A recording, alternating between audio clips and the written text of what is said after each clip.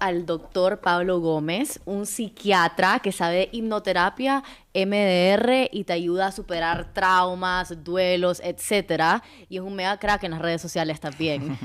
Bienvenido, Hola doctor. Pablo, ¿cómo Hola, ¿cómo están? estás? No, feliz, muy contento. Muchísimas gracias por esta invitación. Qué rico estar acá con ustedes. Pablo, Realmente, Pablo, Pablo. Oye, todo el mundo me habla de bellezas tuyas. Sí. Tengo varias amigas que han pasado por tus manos o por tu consultorio ajá. y me llama la atención, bueno, dos, y que las dos me dicen que con una sesión tuvieron, una y las dos por ataque de pánico. Ok. Sí, bueno, después te digo quiénes son para no echar a nadie al agua aquí. ¿Cómo estás, Pablo? Súper, Bienvenido. súper bien. Muy contento de estar acá con ustedes. Qué rico. Gracias por la invitación. Gracias, gracias a ti. Bueno, háblanos un poquito de la hipnoterapia, porque quiero empezar con este tema, porque mucha gente cree que la hipnoterapia es hipnotismo, el hipnotismo que salía en televisión, que es que ponían a un hombre a ladrar como perrito, o que te iban a dominar la mente y te iban a hacer enamorar de otra persona. Entonces, explícale a la persona a la persona que nos está escuchando qué es hipnoterapia. Bueno, creo que primero es importante aclarar el concepto de qué es hipnosis. Entonces, la hipnosis es un estado natural. O sea, nosotros todos los días nos hipnotizamos. ¿Por qué? Porque la hipnosis es un estado de la mente que se puede documentar a través de un examen que se llama un electroencefalograma, que es un aparatico, nos ponen un gorrito con chupitas y eso muestra las ondas del cerebro. Nosotros entramos en una onda previa al sueño que se llama teta. La onda que sigue, que es la del sueño profundo, es delta. Estamos en este momento despiertos en beta y si les dijera cierren los ojos, respiren despacio y relájense, estaríamos en alfa.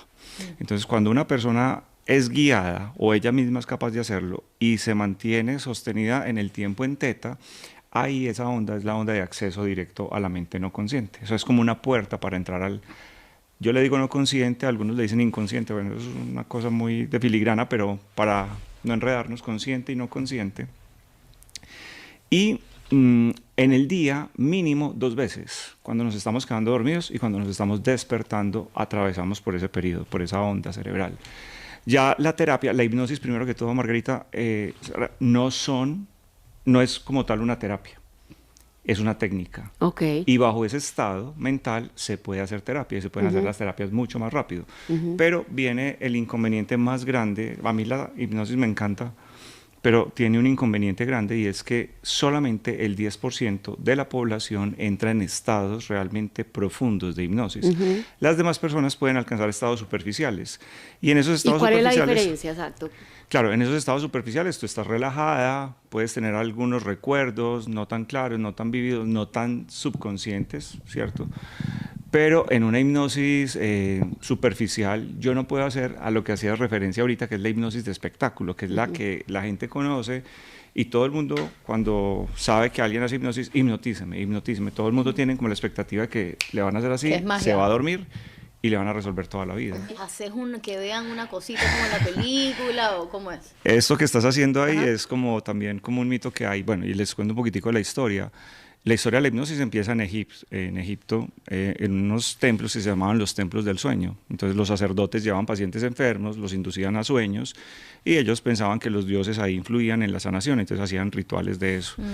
Eso va evolucionando y aparece en Inglaterra un señor que se llama James Brad, que es un médico, es un neurocirujano, y eso del péndulo que estás haciendo, que es el relojito famoso, surge de él, porque él lo que hizo fue postular una teoría que decía que la hipnosis era un estado que se alcanzaba por una parálisis que se presentaba a través del nervio óptico cuando las personas focalizaban la atención en algo. Y él lo que hacía era ensayar con la esposa. Él se sentaba con la esposa y cogía una cuchara y la ponía a mirar una cuchara. Entonces él decía que pasaba eso, el trance hipnótico, porque el objeto era brillante y los ojos se enfocaban en eso. Esa es una técnica de hipnosis que se llama fijación de la mirada, pero hay relajación progresiva, que me imagino que pues con Pues Maritza, yo por uso, ejemplo. con Marisa Pierre aprendemos a mirar para arriba, cómo hacer esto y respirando. Mirar para arriba se supone que facilita entrar en un estado alfa, que está más cercano del estado teta, ¿cierto?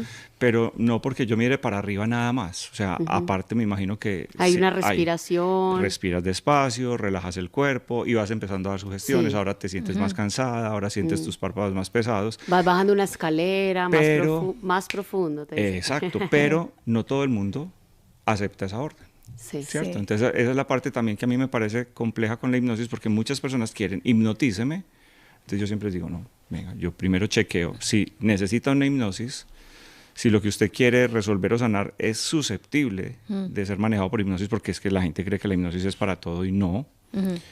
Y 3, venga, miremos si usted sí se hipnotiza, porque usted va a venir a pagar una consulta y no se va a hipnotizar y se va a sentir defraudada. Sí. Y eso mucha gente no lo toma en cuenta y cobran una cita de hipnosis que no me parece justo. A mí en algo ese que me sentido. gustó, yo hago mis investigaciones antes de entrevistar, ¿verdad? Entonces me gustó que vos decís que algunas pastillas, aunque yo sé que estás hablando de hipnosis, pero también lo dijiste por pastillas, que algunas pastillas no curan dolores del alma. Sí.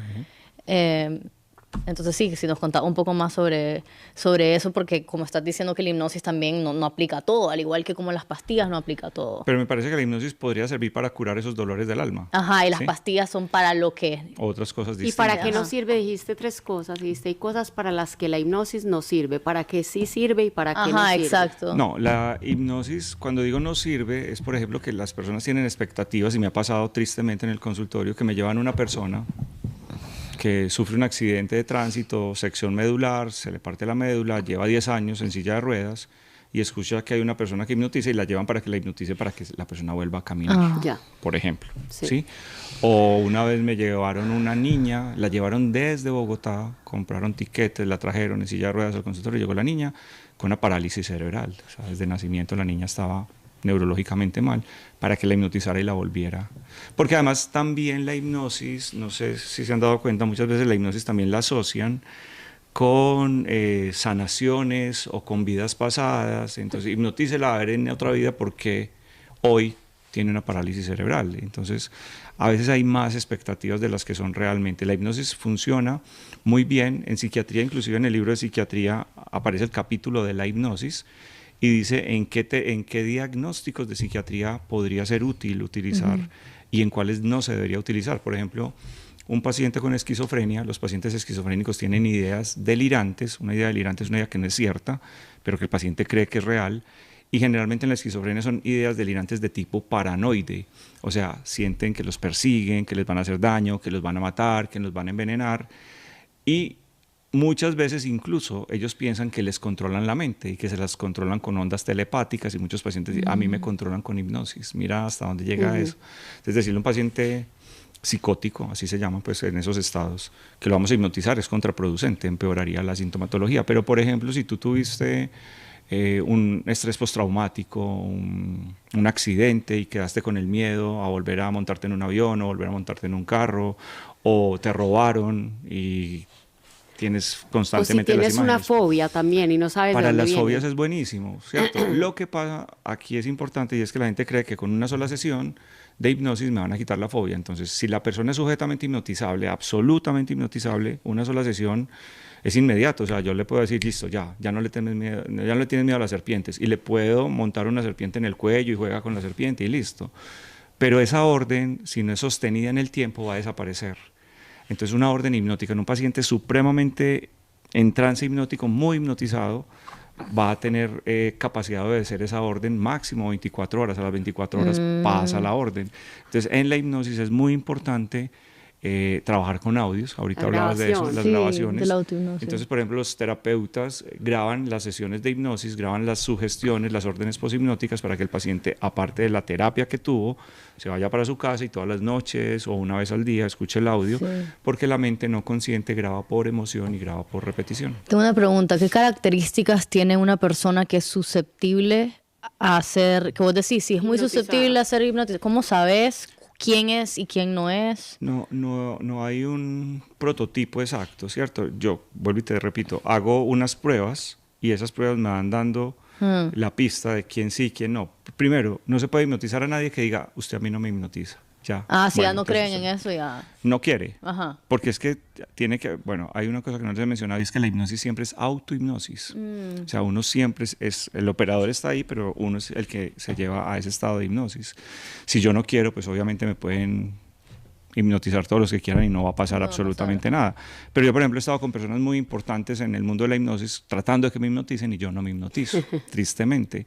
Pero ¿por qué no? Porque mi personalidad no da para eso. También me empiezan a decir cierra los ojos y relájese, y entonces yo empiezo a mirar así como de reojo. No te relajas. No Y me eso que relajo. vos lo haces. Exacto, entonces... Dicen que los doctores son los peores pacientes. ¿Será que es como lo mismo?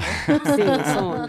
Me Aquí consta. en este sentido es porque es la personalidad que tengo. Posiblemente haya muchos médicos, Sí. psicólogos y psiquiatras que practiquen y que se hagan Sí. hipnosis, ¿cierto? Pero esa es la definición de hipnosis. No es nada más que eso. Cuando yo logro enfocar la atención y sigo las instrucciones y logro entrar en esa relajación, paso esa barrera que hay entre la mente consciente, analítica, crítica, juez, y la mente no consciente. Lo que pasa es que hay personas que tienen una barrera muy delgadita y uno la rompe muy fácil. Hay otras personas que tienen un bloque de cemento remachado con acero y por ahí no pasa nadie. Entonces esas personas no van a entrar en un estado de hipnosis. Se me acaba de ocurrir una idea. Que nos hipnotice. No. Ah, También, porque- también, yo feliz. A mí sí, yo sí entro en hipnosis y también, me encanta. yo pero quiero. va donde ti gente que tiene cabanga, que dice, ese hombre me dejó, quítame el amor. O sea, así como le puedes quitar el odio a una Ajá. culebra, Ujú. le puedes quitar el sentimiento hacia, o el sentimiento intenso hacia una persona, un odio, estoy enamorada de este hombre que me dejó por otra. Eso se puede trabajar en Sí, hipnosis. se puede trabajar, vuelvo y te digo, en estados profundos. Ahora, la gente dirá, bueno, pero ¿y si yo no me hipnotizo, entonces qué hago? Entonces, hay estados intermedios de hipnosis donde de pronto la terapia puede ser más larga, Pero o se se logra. puede combinar. Por ejemplo, yo lo que combino mucho es en personas que no se hipnotizan o en personas hipnotizadas, yo combino las dos terapias. Yo hago EMDR. Ay, Con mira, hipnosis. nosotros hacemos MDR. Yo hago las Pues dos nos cosas. hacen, nos hacen. me hacen. Exacto. Entonces, en hipnosis es súper rápido. De Sí. hecho, alguna vez, y lo cuento en el libro, estuve en un congreso en San Francisco, en un simposio de hipnosis, en el Congreso Mundial de Psiquiatría, y era una clase más bien privada, y salimos a almorzar todo el grupo con el profesor que estaba dictando la clase, un profesor de Stanford, en Stanford, una universidad. Eso es muy importante. La gente...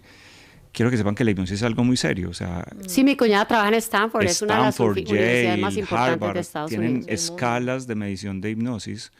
Este señor sale y conversando con él le digo que yo practico la hipnosis, lo que les acabo de contar, que yo hago hipnosis y que además hago MDR.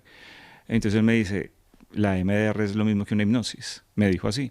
Yo soy colega de Francis Shapiro, que es quien crea la metodología del MDR, y me cuenta que él tuvo una discusión con ella diciéndole que simplemente la fijación de los ojos y no sé qué era una forma de entrar a un paciente en trance y que por eso servía la MDR. A mí no me parece que sea tan así, pero yo lo que hago es siempre llevar al paciente a un estado lo más profundo que se pueda, y en ese estado, pues si se puede hago MDR, si es el caso, o algún otro tipo de terapia breve. Entonces la pregunta que me estás haciendo, sí se puede, pero lo que les decía ahorita, si es muy sugestionable, la orden va a durar 24 horas, al otro día se despierta y lo va a seguir odiando. Entonces, en ese sentido también es muy importante la intención del paciente. O sea, yo defiendo todas las terapias, me parecen muy buenas, siempre y cuando el paciente sea consciente que el terapeuta simplemente es un instrumento, pero que uno tiene que tener la intención de sanarse. Hay Ay, eso es lo gente que yo te decía. que no. A mí me obligaban a ir a terapia cuando yo era adolescente y yo solo le mentía a la terapeuta para que le dijera a mis papás de Que que yo estabas estaba bien. bien. Pero exactamente. A mí me funcionó terapia hasta que yo dije, Sí, quiero sí. ir a terapia. Porque si no, Exactamente. olvídate. Es Así como cuando funciona. tratan a los adictos. Yo he dado muchas conferencias de adicciones y Ajá. he entendido la adicción. Y cuando llevas a un paciente, tú lo sabes como psiquiatra, a un centro de recuperación de adictos, lo primero es la persona quiere, porque si no, en 30 días sale de aquí y se va a ir a consumir otra Mira, vez. Margarita, qué tan charro, yo no atiendo población adicta, o sea, es una selección que hago de pacientes. ¿Por qué?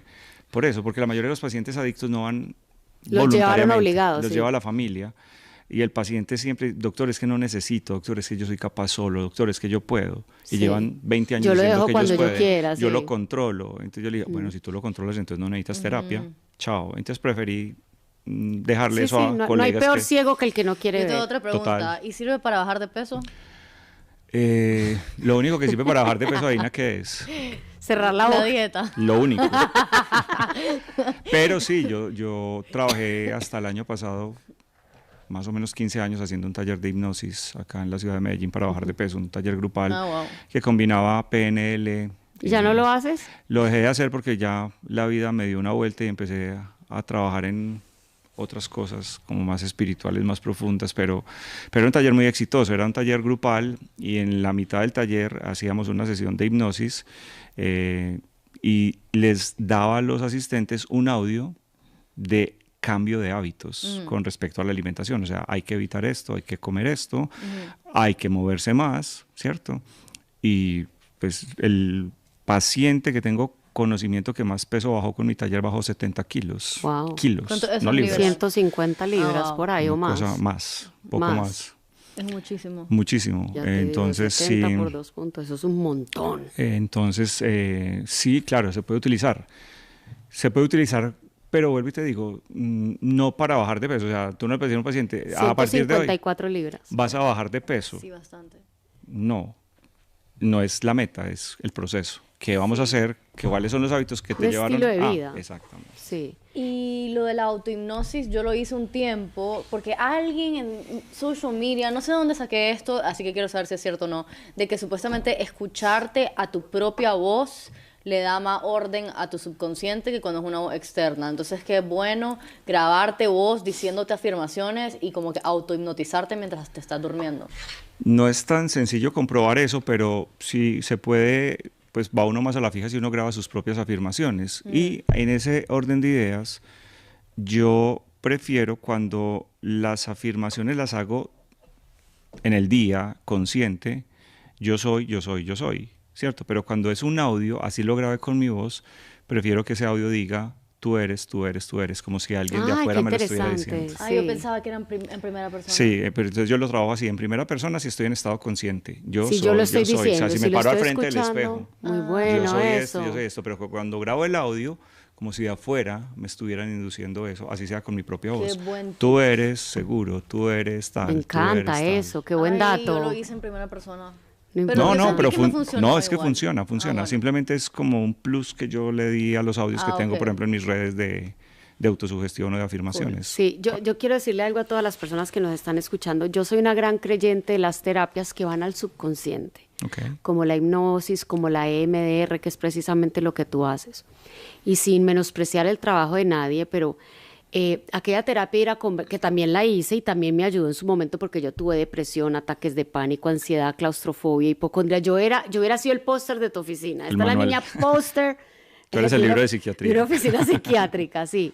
Y tuve una psicóloga que quise mucho, que ya falleció, y era la psicóloga de sofá, ¿verdad? Por años me ayudó mucho, la quiero mucho, pero he visto en mi vida cómo el EMDR y la hipnosis son mucho más rápidas, ¿verdad? Porque van como a la fuente, que es el subconsciente, Así es. ¿verdad? Entonces, por eso quiero que entiendan por qué estamos hablando con el doctor Pablo, porque es como algo muy personal de nosotros.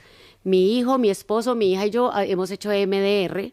Si tal vez les explica, EMDR viene de Eye Movement Desensitization. ¿Qué significa la R? Reprocesamiento. Reprocessing, probablemente. O sea, Algo así. pero- desensibilización de no sé qué con movimiento de los ojos. Explícame. Desensibilización yo y me lo- reprogramación por movimientos. Reprogram. Ajá. Por movimientos. Yo me lo hice por 2 años y me cambió la vida. Pero es muy interesante porque se llama así, EMDR, porque la doctora Shapiro empezó a ver, por casualidad como muchas cosas en la medicina, que cuando hablaba con sus pacientes que inicialmente eran mujeres víctimas de abuso sexual o pacientes que venían de la guerra de Vietnam, que tenían estrés postraumático, Qué fuerte. cuando narraban sus tragedias, ella observaba unos movimientos anormales en los ojos. Y ella, pues muy sagaz en ese sentido, empezó a probar qué pasaba si ella dirigía ese movimiento y empezó a ver que se producía el fenómeno de la desensibilización. Entonces, EMR quiere decir desensibilización y reprogramación Sí, señor. por Aquí lo tengo. movimientos oculares. Sí. Pero hoy sabemos, por ejemplo, que lo que se necesita es que haya una estimulación alterna de los dos hemisferios. Fíjate Sí. que en el MDR lo tradicional es hacer esto para que la persona siga el movimiento Sí. de los ojos. Hoy sabemos que se puede hacer con estímulos táctiles o auditivos, por ejemplo, el abrazo de la mariposa Sí. que estás haciendo ahí. Pero Todo vos eso. sabes, a mí me funcionó más con los ojos.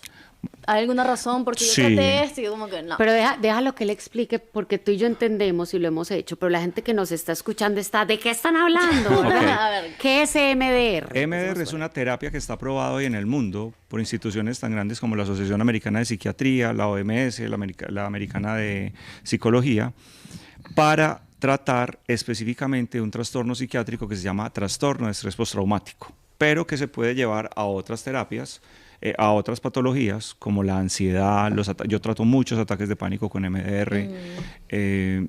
¿Y en qué consiste? En que el paciente, y esa es la teoría, no está muy claro todavía cómo funciona, cuando hay un trauma, el trauma se aloja en uno de los dos hemisferios del cerebro, derecho o izquierdo, cada uno de esos hemisferios tiene unos recursos distintos, y como para el cerebro es lo mismo pensar que hacer, ¿cierto? Es lo mismo. Es exactamente no sabe lo la mismo, diferencia, él no sí. se da cuenta si está pasando, si ya pasó, si va a pasar. Sí. Si yo vuelvo y vivo el recuerdo en mi cabeza, libero los mismos químicos de estrés, o sea, estoy otra vez en la situación temida. Por eso, revivir, es volver a vivir, ¿verdad? Exactamente. Entonces lo que hacemos es estimular los dos hemisferios, pero de manera alterna. Y Shapiro lo que hacía era con el dedo, le decía al paciente que sin mover la cabeza siguiera el movimiento de su dedo, y eso hacía que los ojos fueran de un lado al otro, y eso hacía que el cerebro alternara. Y la teoría dice que esa carga emocional se reparte en los dos hemisferios, y por eso se presenta el fenómeno de la desensibilización, que es cargar la carga emocional.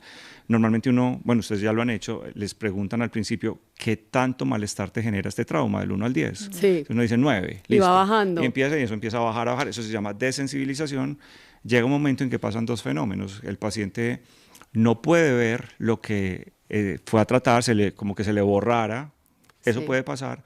O lo puede ver, incluso con más detalle, pero ya no tiene la No carga le emocional, afecta. no lo afecta. Pero lo bonito de la MDR es lo que sigue, la R, el reprocesamiento, la persona solita. Yo digo, para mí la MDR es lo más rico. Como yo lo hago con audios, el paciente solito hace la terapia. Yo le voy parando, le voy preguntando, ¿cómo vas? ¿En qué número vas? ¿Qué estás sintiendo? Y el paciente solito se va reseteando, y al final le digo, ¿cómo estás? No, ya no siento nada. ¿Y qué entendiste? Y es como si hubiera un psicólogo, un psiquiatra dentro del paciente. Es una maravilla. Entendí, doctor, que mi mamá no tuvo la culpa. Entendí, doctor, que mi papá tal cosa. Es una maravilla. Y el mi paciente gente. abre los ojos y es como usted que me... Yo me acuerdo la primera MDR que hice, era la esposa de un compañero ortopedista. Se le había muerto la mamá recientemente, y el papá tenía Alzheimer. Y ella estaba muy mal. Sí, claro. Y yo en esa época, mi consultorio hoy en día es una sala para poderme sentar a conversar con la gente. Pero en ese momento era un consultorio típico de médico, el escritorio acá, el paciente al frente y yo al frente. Y le dije a la señora que estaba muy mal, le dije, pon las manos encima del escritorio. Y le dije, cierra los ojos y piensa en todo ese dolor que tienes, en esa impotencia, en esa rabia. Y les juro, hice esto, tin, tin, golpeándole encima, haciendo esto, tan, pero no me demoré un minuto. Y le dije, respira y abre los ojos. Y esta señora abre los ojos y me dije, así, pero una cara de, ¿qué me hiciste? Y yo me asusté más, porque yo era la primera que hacía. Sí. Yo, ¿por qué? ¿Qué te pasó? Ya no siento nada, pero fue una cosa, eso nunca me ha pasado, solamente esa vez, pero fue así instantáneo, milagroso. Y ahí me enamoré mucho más del MDR y empecé a estudiarlo más y empecé a diseñar mi propio sistema. Eso tiene un protocolo muy largo, yo ya adopté mi sistema y lo hago y me funciona muy bien. Y lo que hago siempre es que yo sí me tomo el tiempo de inducir un estado alterado de conciencia. El MDR de pronto va directo a resetear el trauma. Yo prefiero llevar al paciente más abajo, y eso me facilita mucho la terapia. Y por eso lo que decías ahorita, muy rápidamente se logran cambios muy rápidos que la gente dice, ese señor es como que hace milagros. No, no son milagros, son técnicas que uno puede aprovechar, y yo estoy muy en contra de terapias largas. Pues ya hoy en día qué. digamos que es innecesario. Tal vez Pero hace sigue muchos pasando, años. Margarita. Me llegan sí. pacientes que dicen, doctor, es que yo llevo 10 años con el psicólogo. Y yo, ¿y entonces por qué estás acá? Es que no, porque sigo igual. Y entonces, ¿a qué vas al psicólogo? No, pues yo voy y converso. Sí. Y a mí eso no me parece. No estoy de acuerdo con eso. Respetando. Y hay gente que se siente muy feliz y que se siente cómoda. No, y a mí la psicóloga me sirve. Sí, hay Pero- gente que le ayuda, Pues definitivamente. es que hablar ayuda en general, ¿me entendés? Sí, pero ayuda, pero no resuelve. O sea, si no estás resolviendo, si estás estancado en el mismo problema. No, sí, por eso. Hay que ir a la ellos torre de piensan que les control. ayuda porque al menos se desahogan, pero no te están sanando. Yo como digo lo que es hace- mejor que nada. Ajá, es mejor que Ah, nada. total. eso es Mejor lo que que yo nada. pienso. Total, ¿no? Y algo de soporte hay con toda Y seguridad. como te digo, yo tuve una psicóloga que hasta el día de hoy la amo. Me acuerdo, tengo sus frases, Margarita, progreso, no perfección. Cuando me iba a dar un ataque de pánico, me decía, del suelo no pasas, porque yo pensaba que me iba a morir. Pero seguía con los ataques de pánico. Digamos que me empezó a bajar el miedo al ataque de pánico porque ella me ayudó mucho. Pero, Pero, ¿sabes qué? ir dime. Lo que pasa es que hay patologías que de pronto son mucho mejor si se manejan a través de esas terapias conversadas, que podría ser una terapia cognitivo-conductual, es el nombre técnico, ¿cierto? Para ciertos trastornos. pero hay ciertas cosas que de pronto hay una vía más rápida. Exacto. Entonces, no es que yo no estoy diciendo que los psicólogos, yo trabajo con psicólogos y con varios psicólogos. Entonces, digamos, Y una tengo- combinación de la Exactamente. mano, ¿Para el quién? psiquiatra con el psicólogo. Claro, sí. y hay gente que me dice, doctor, pero trátame usted. Y yo, no, es que esta niña es mejor que yo para eso. Esta Sí. niña hace una terapia psicológica muy buena para lo que usted necesita. Sí. Y los derivo a esas consultas. Entonces, simplemente que son modalidades de terapia y es muy importante saber. Ojalá el paciente pudiera saber a dónde quiere ir. No, eso no pasa. El paciente va donde le recomendaron y a veces da donde es y a veces Yo no. pasé por 20 terapeutas que no me sirvieron. Hoy atendí a encontrar una uno. paciente en México que me decía, usted es el 8º psiquiatra que visito. Ay, qué dolor. Ay, Dios mío, esto no debería pasar.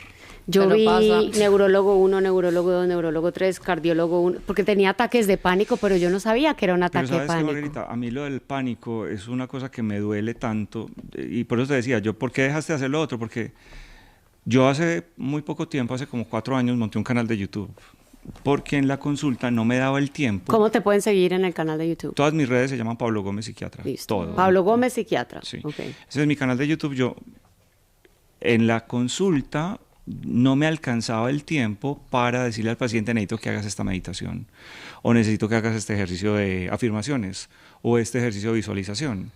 Entonces se me ocurrió crear un canal de YouTube para mis pacientes, con el objetivo, sale de la terapia, haga estos 2 videos, vaya que ahí están las instrucciones y en la próxima cita chequeamos, ¿sí? Para ayudarle al paciente a que avanzara. Súper.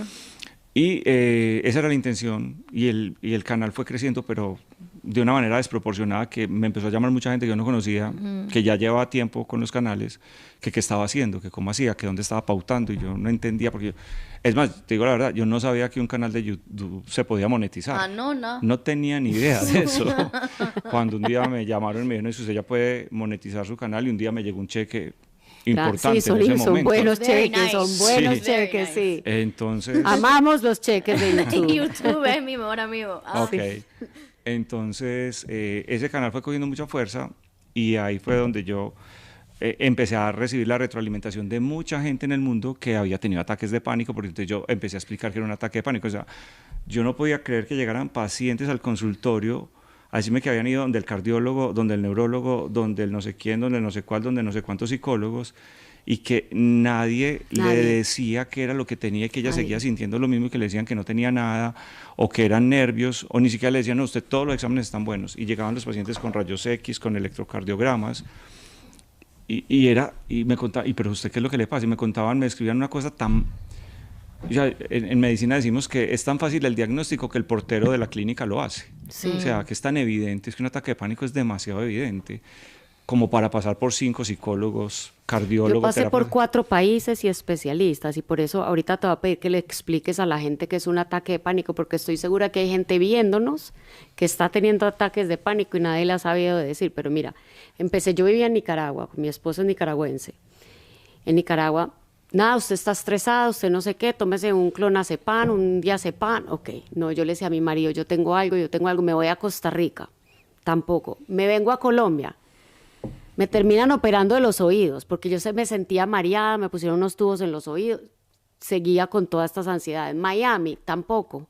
Solo me acuerdo que yo tenía una ilusión con el de Miami, yo dije, este doctor sí me va a decir qué tengo, y solo me dio una fórmula que decía diazepam, clonazepam, una de esas. Yo salí como con un dolor, yo le decía a mi marido, yo me estoy muriendo, yo tengo algo y me van a dejar morir. Y mi marido me veía como que, ¿cuántos médicos necesitas para que te digan que no tenés nada? Volví a Nicaragua y fue una cardióloga, que hasta el día de hoy la recuerdo con mucho cariño. Yo llegué ya llorando y me dice, claro que tienes algo, mijo. Tú tienes un desorden de ansiedad generalizada. Total. Y tú vas a ir a un psiquiatra y vas a tomar Lexapro y vas a empezar a ir donde una psicóloga. O sea, y como que me volvió el alma al cuerpo, ¿verdad? Porque dije, no Saber estoy qué loca. tengo. Saber sí, qué tengo. porque ya había gente que me insinuaba que quería llamar la atención, ¿verdad? Pues me daba miedo salir de la casa, yo sentía que el corazón se me salía. Okay. Entonces, explícale a la gente que nos está viendo cuáles son los síntomas de un ataque de pánico. Mira, primero que todo, digamos que la ansiedad como tal existe y es una enfermedad.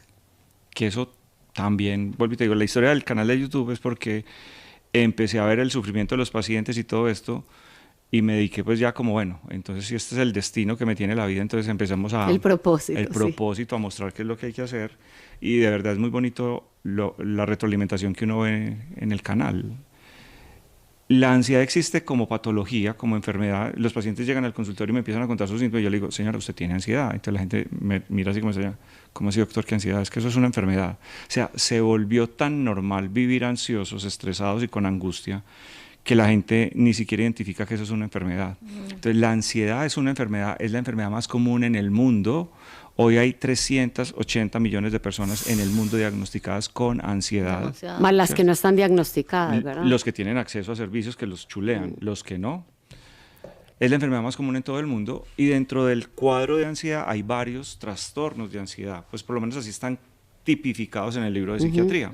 Entonces está, el más común de todos se llama trastorno de ansiedad generalizada, que es la persona que tiene la tendencia de viajar en su mente al futuro a preocuparse por cosas que no hay razón de por qué me preocupo, qué tal si me da cáncer. Sí, yo ¿Qué le llamo tal? el terrorista easy, y El si me easy. muero, y si me ponen los Total. cachos, y si, ¿verdad? Sí. Es easy, ahí en la cabeza, easy, easy, easy.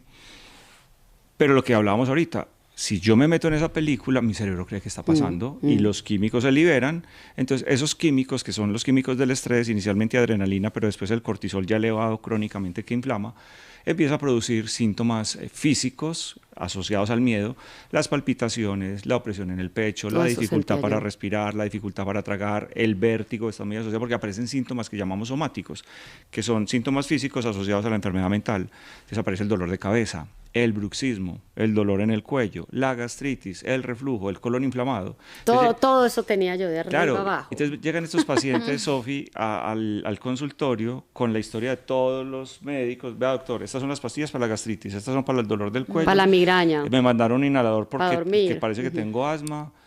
Y unas pastillas que empeoran otras. O sea, me mandaron esta para la migraña, pero esta me da gastritis, entonces tengo que tomarme esta para la gastritis. Y todo es un cuadro ansioso. El pánico, bueno, entonces les contaba que eran varios trastornos de ansiedad. El estrés postraumático es otro trastorno de ansiedad. El estrés postraumático es cuando una persona, así se calificaba antes, o así se diagnosticaba cuando una persona estuvo en peligro inminente de muerte, lo vivió en carne propia o le tocó ver que a alguien casi lo matan, lo asesinan, se atropella, se cae, lo que sea. Y la persona, después de vivir esa experiencia, queda con ese recuerdo constantemente en su cabeza, se va a la cama a dormir, duerme y empieza a soñar con eso, se despierta o va en el carro y tiene el flashback, se llaman así, y tienen esa experiencia de angustia como si eso estuviera pasando. Ese estrés postraumático también hace parte. La timidez exagerada tiene nombre, se llama ansiedad social. La persona que se pone roja hablando en público, que se ahoga, que se le va la voz, que tiembla, que no es capaz de pedir un domicilio por teléfono porque le da vergüenza, eso es Conozco. ansiedad Otro tipo de ansiedad. social. Exacto. Entonces mira que vamos metiendo las fobias, son otro tipo. Yo tenía claustrofobia. Claustrofobia, la fobia a las alturas, las fobias a los animales, es otro trastorno de ansiedad y así. Y incluso hay trastornos de ansiedad en niños. El niño que lo llevan al kinder cosa. y empieza a orinarse, ya no duerme, no sé qué, la ansiedad por separación. O sea, eso es ansiedad. El pánico es el rey de los trastornos de ansiedad, porque todos dan lo mismo, todos dan los mismos síntomas, la ansiedad, la taquicardia en diferentes contextos, pero todos dan finalmente los mismos síntomas porque se generan por las mismas sustancias, por las mismas hormonas, pero en el pánico lo que hay, es importante aclarar que es un pánico. El ataque de pánico es un ataque súbito, intenso, de miedo.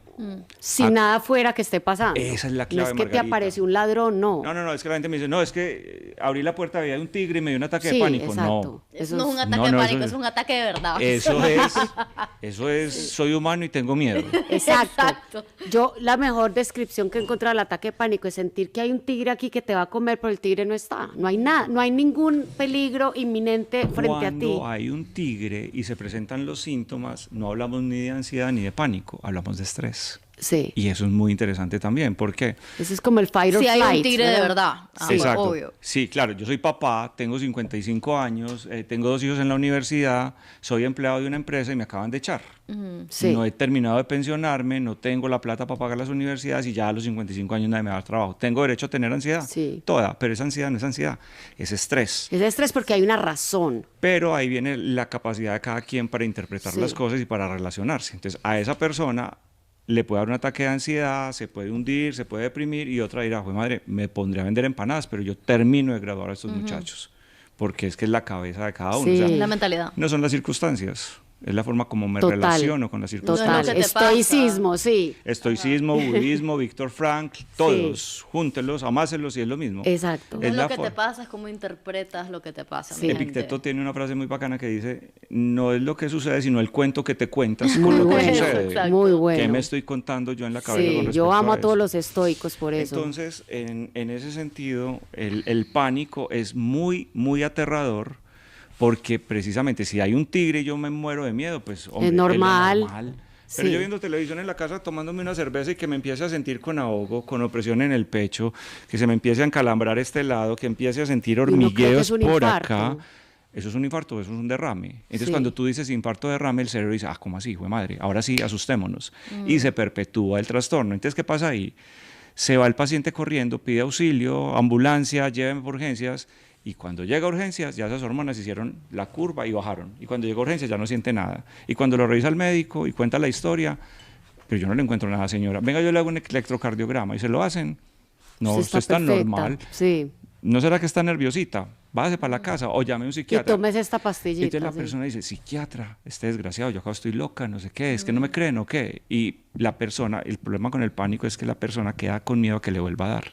Entonces empiezan las Miedo al evitaciones. miedo. Entonces ya no manejo sola, porque si me da esto en el highway, pues si tengo todo el taco. Yo no todos salía los- de la casa. Por 3 meses no o si salía me de mi dan un casa. ascensor, o si me da, no me dejen sola, porque si me da eso me muero. Sí. Entonces el paciente ya ahí, fíjate que ya hay aumento los niveles de hormonas de estrés, o sea, ya estoy hiperalerta que me salga un tigre, porque como ya me salió una vez, pero no lo vi, de pronto me vuelve y me sale, entonces ya estoy más cercano a que me vuelva un ataque de pánico. Yo he sufrido ataques de pánico, yo decía que yo era ansioso, ya aprendí, yo no soy ansioso, yo fui ansioso, listo, ya no me declaro como tal, Ujú. pero he sufrido ataques de pánico y muchos. Eso es horrible. Solo el que lo ha vivido. Pero te voy a decir una cosa, en la vida me he medicado. Qué bien. Ahora, no es que todo el mundo lo pueda hacer, pero se podría intentar. ¿Listo? Porque lo que te decía tu psicóloga, del piso no pasas. Yo le digo a mis pacientes, lo peor que te puede pasar es que te dé. Y lo vives, y si lo vives, te vas a dar cuenta que eso no mata. Es más, ya te han dado 10 y no te han matado. Ninguno te va a matar. No existe ningún caso reportado en el mundo de nadie que se haya muerto por un ataque de pánico. Entonces, cuando uno empieza a pensar así, dice, bueno, esto es muy maluco, pero no me va a matar. Y Le empiezas a perder el miedo. perderle el miedo al pánico es la clave. Y yo tengo varios ejercicios en el canal. Hay un video inclusive que se llama Cómo superé mis ataques de pánico y es un ejercicio para que las personas se mentalicen, se preparen que el pánico no es nada grave, que eso no me van a morir, no me voy a morir y que si yo identifico los síntomas hay una ventaja con el pánico y es que el pánico no te da de una. Uno empieza a sentir Algo antes. el sustico, como que me va a dar, y cuando ya me va a dar, me empeliculo y ahí es donde me da. Pero si me empeliculo para el otro lado, es un ataque de pánico. De esto Exacto. no me va a morir, me voy a sentar, voy a cerrar los ojos y me voy a imaginar que estoy en Cancún tomándome una cerveza en una hamaca. Sí. Sí, yo tengo 22 años que no me da uno y es cuando aprendí que la persona con la que más hablo es conmigo misma Ajá. y a tomar control de esa conversación, porque yo vivía en Radio Miseria, en el Terrorista Easy y aprendí a, bueno, aquí estamos bien, como dices tú, nos vamos a relajar. Aprendí a respirar, me voy para la playa en la mente y es impresionante. Pero nunca muchas más. personas me dicen, sí, doctor, usted lo dice muy fácil, pero eso no es yo no soy capaz de hacer eso, mi mente no para. Y yo le digo, la suya no para, la mía tampoco, la de nadie para, pero usted es capaz de observar su mente. ¿Qué ha hecho usted para entrenarse en eso? Entonces venga, aprendamos a respirar, venga, aprendamos a meditar, venga, aprendamos a hacer visualizaciones.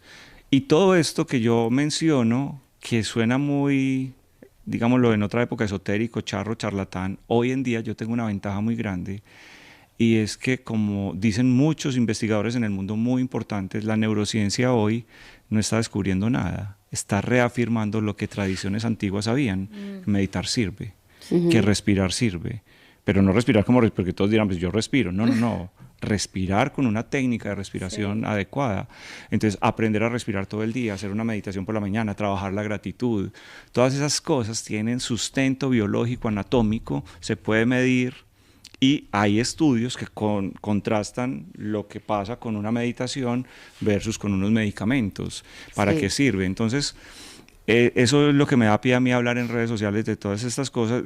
Yo obviamente soy psiquiatra y obviamente también muchas veces tengo que recurrir a los medicamentos para los pacientes. O sea, yo a un paciente que tiene 3 ataques de pánico al día, no le voy a decir que se siente a meditar, porque no va a poder, se va a Sí, empeorar. a mí yo tomé medicamentos casi un año Y yo a los 10 días yo ya me sentía distinta.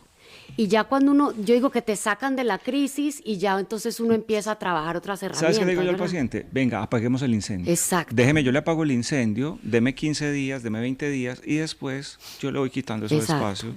Pero es que yo llevo un mes sin dormir porque estoy a toda hora esperando a ver dónde va a salir el tigre. Sí. No se puede. Ya estás sin trabajar, ya estás enfermo, ya no comes, ya tienes problemas con la familia porque la familia no entiende. Eso es muy doloroso también. Y también Eso por es horrible. mucho contenido. O sea, Mi esposo sí entendía, pero amigas que me decían que yo quería llamar la atención. Claro, ya después de meses, ¿verdad? Y eso, nunca le digan eso a alguien que está con un tema de salud mental, porque eso te angustia más. Tuve una paciente con ataques de pánico. En esa época no estaba tan metido en este mundo. En esa época medicaba y la mediqué. Y le dije, vuelva en un mes a control. Al mes volvió la señora y me dijo, doctor, qué maravilla medicación, no me volvió a dar eso, duermo perfecto, estoy tranquila, se me quitó la angustia. El único problema que tengo es que mi hermana me dice que soy una bruta, que cómo se me ocurre ir al psiquiatra y que cómo se me ocurrió recibir medicación, que me van a embobar, que me van a dormir, que me van a volver adicta. Entonces yo le dije, ¿y su hermana qué hace? ¿Es médica? Me dijo, es psicóloga. Y yo le dije, bueno, respeto eso, pero qué pesar que una psicóloga diga eso. Una psicóloga debería ser consciente de la enfermedad mental y pues por lo menos abstenerse o decir las cosas de otra manera diferente. Pero le dije, es su hermana, es psicóloga, usted ya vio qué pasó con la medicación y usted ya sabe qué pasa sin la medicación. Usted puede escoger y me dijo, doctor, yo me la voy a seguir tomando, yo no me la voy a dejar de tomar.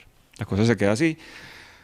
Meses después aparece una señora en la consulta, ataques de pánico, le explico, a mí me gusta explicar la enfermedad, saber qué es la enfermedad, darle esperanza al paciente, me parece fundamental. Mire, usted sí tiene algo, pero esto no se va a morir, esto tiene tratamiento, hay muchas opciones. Eso le cambia, eso alivia al paciente. Que te vuelve el alma al cuerpo. El paciente se alivia con eso. Al fin alguien me creyó, yo no estoy loca, no me lo estoy Usted sí me inventando. entiende, doctor. Y eso lo aprendí de una paciente. Mi doctor, a veces lo que necesitamos nosotros es que nos den esperanza. Sí, obvio. Y eso se me quedó ahí grabado, lo puse en el libro porque me quedó grabado. Y empiezo a hablar con esa señora y usted tiene ataques de pánico, el doctor le dice la fórmula y me dice, ¿sabe qué, doctor? Le tengo que contar algo. Yo soy fulanita, la hermana de fulanita, yo soy la psicóloga que le dije que... Sí. Imagínate.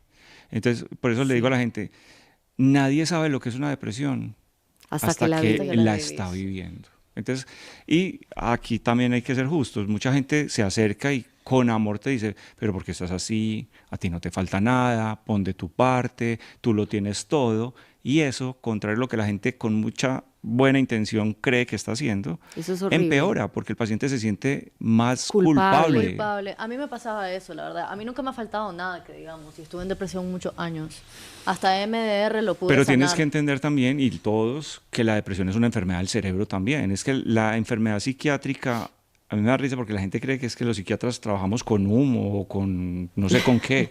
No, trabajamos con un órgano, así como el cardiólogo trabaja con el corazón y los neumólogos con los pulmones y nada más y nada menos que con la torre de control. El cerebro, el cerebro se enferma, el cerebro se inflama. Anteriormente pensábamos que la depresión era porque se bajaba la serotonina y había problemas con la dopamina. Hoy sabemos que no, que eso es una enfermedad general, o sea que hay una inflamación sistémica y que hay muchas variables y entre esas variables está la predisposición genética que yo la tengo. No se puede negar. ¿Verdad? Que además... Motherfucker, eso es, perdón por la... Si has oído hablar de ese gen. Pero yo creo que lo mío no, porque yo lo sané, entonces lo mío tal vez no es genético. No, pero entonces aquí hay que aclarar también algo. Mira que en el mundo las enfermedades son crónicas. La hipertensión no se cura, tú tomas pastillas toda la vida. La tiroides no se cura, tomas pastillas toda la vida. Algunas diabetes se pueden curar, dependiendo de la diabetes, pero en general, insulina para toda la vida.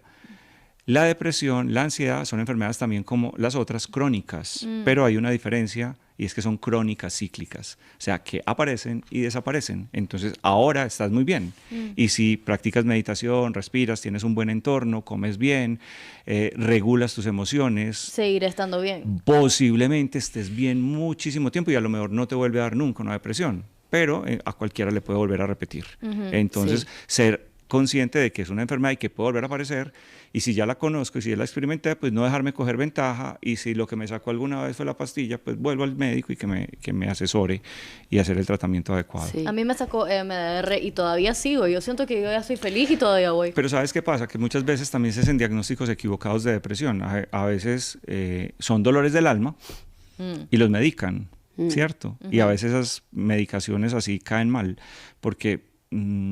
hoy atendí a una señora que se le murió el marido en un viaje Cosita, sí. Pues fue una historia interesante, o sea, pues interesante para mí como médico, pero triste. La señora se jubila, su esposo es 15 años mayor, le dice, por fin ya vamos a poder disfrutar de la jubilación, planean un viaje, se van, Costa Rica, no sé, Ay, un no, país se de le estos. muere. Y en el paseo, al segundo día, el señor empieza a tener fiebre, le da una neumonía, lo hospitalizan en pleno paseo, el señor dice, no, vámonos para Colombia, le hace caso, se lo lleva para el hotel y esa noche, antes del viaje, muere en el hotel. Entonces, la señora tiene un sentimiento de culpa y no sé qué, y Pobre. está en una depresión horrible, y yo hoy hablé con ella, y le dije, mira, cualquiera te va a mandar antidepresivos, yo te los puedo mandar, pero tú crees que alguna pastilla te va a quitar ese dolor que tienes, y sobre todo esa culpa que tienes. Entonces lo que hice fue empezar a trabajar ahí, terapia rápida. ¿Culpa de qué? O sea, tú te llevaste a tu marido para que se muriera en el hotel, o tú querías que tu marido estuviera bien. ¿Sí me entiendes? A reprocesar esa culpa.